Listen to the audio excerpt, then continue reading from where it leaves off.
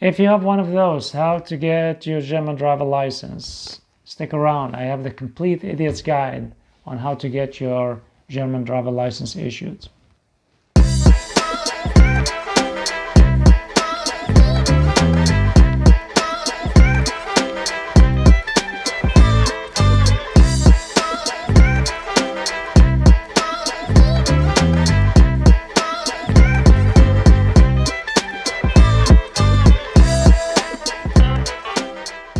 So in the USA, pretty much the DMV controls the process of getting your driver license issued, pretty much. Here in Germany, you might have to visit five different places in order to get your driver license. You heard it right. Yeah, unfortunately, and this process is not like a 1 week job or something like that. No, it takes at least like from anywhere from 2 months up to 6 months. For God's sake, that's if you pass all the tests and if you have all your papers ready to go.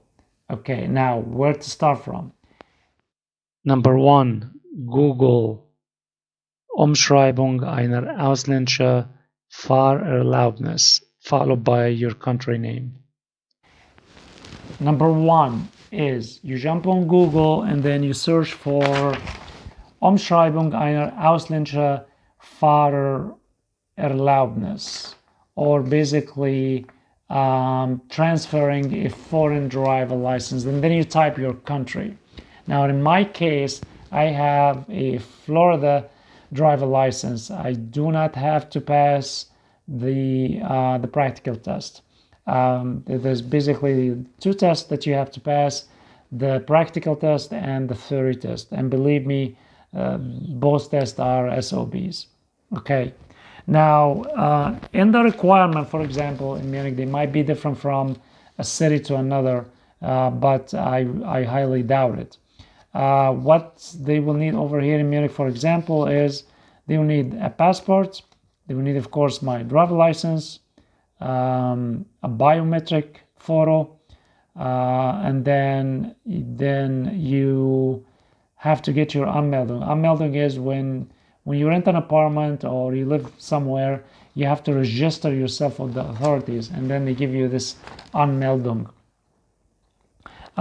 which kind of like, it's like basically where you live and how much you pay and all the stuff, because you have to take your rental agreement from your landlord.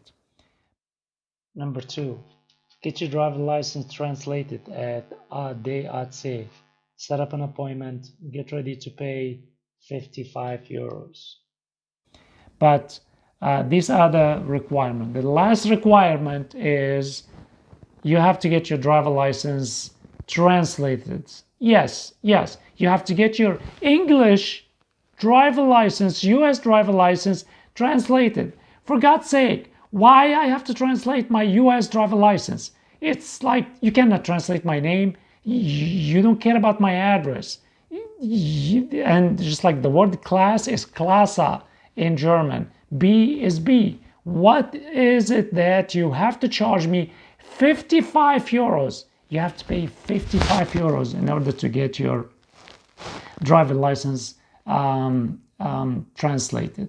Basically, you go to the ADAC, which is kind of pretty much like the AAA in the USA, and it doesn't take that really long, but it's you have to call up front, and basically you wait about 10-15 minutes, and then they give you the translation of your driver license.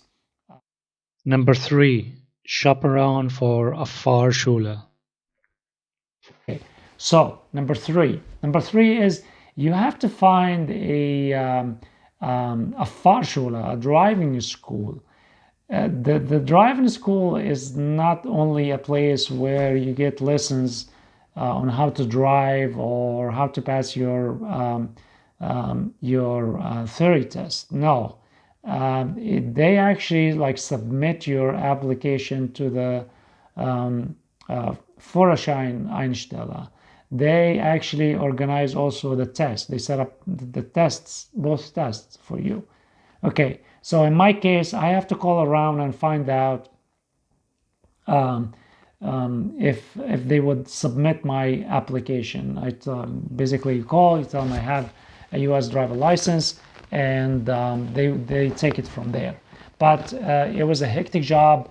I had to call about like 20 different schools. Some of them had no idea what I'm talking about. I guess they never experienced like an American trying to convert his driver license. But at the end, I found one that told me, okay, come over, and then you need to fill out some information. Basically, they charged me 112 euros to take this application. You have to shop around because this was pretty like fair amount. Some other places cost me 300, some places cost me 200, 170, and this was the cheapest place that I could find. But basically, they signed this Ausbildung Vertrag, kind of like an education contract, or like this is like a word by word translation. You don't have to pay this amount at the beginning, but you pay it later. Number 4, call or go online and set up an appointment with your local Führerscheinstelle. So after that, basically they tell you, like the Fahrschule, they tell you, hey, jump on the driver license Amt and set up an appointment to submit all the papers, including this Ausbildung Vertrag. So in my case, that was back in April 2020. That was like the Corona time, and like half of everything was closed. They gave me an appointment after almost like 5 weeks. Yes, 5 weeks. In big cities, expect to get like an appointment maybe after 6 weeks, God knows, maybe 2 months or something like that. You might be lucky if you live in a small city. But basically, I went after 5 weeks, and I submit all the papers. Everything was right, and employee was actually very nice. She realized I did not speak much German, and then she entertained me in English. Oh, one thing I forgot to mention is you have to pay 42 euros and 60 cents to the Führerscheinstelle here in Munich, but it should be similar to any other city. Now, how long you have to wait from the time you submit all your documentation to the time that you could take your exam? Now, the employee at the Einsteller told me like it's going to be like 2 weeks before you hear from us. It ended up 6 weeks, exactly 6 weeks before I got the approval from the Fahrschule. You don't get the approval from the government or the German DMV. No, you get it from the Fahrschule that your documentation has been accepted, and is it okay now to schedule your theory test or not. Now the theory test is a different story. I'm gonna record a different video on how did I pass this test, but basically you could take the test in other languages than German. You don't have to take it in German. In my case, I took it in English. I study through a website. I'm gonna leave the link in the description below. But basically, I studied, let's say, about good 2 months before I told my Fahrschule, hey, I'm ready for the exam. It was like kind of like actually not continuous 2 months, but basically I started studying back in May. I thought like it's gonna be like right away. It's not going to take too much time to take the exam, and then I quit studying because I did not hear anything from the Einstelle. So then when I heard it back, I started studying again. It took me maybe about like 3 weeks before the actual exam. It all happened like all of a sudden one night, just like 1 week before the Fahrschule called me and told me, hey, I got an appointment next week. Do you want to take it or not? And I jumped on it and I just decided to take the test. It was not September. Yes, it was actually September 2nd when I took my test and I passed it. But basically, the theory test is 30 questions. There is no passing mark, but there's a losing mark. Some questions, for example, have 5 losing marks. Some have 3, some has 2. And if you have 2 if you got 2 questions that has 5 points marks wrong, then you're out of the game and then you failed the test.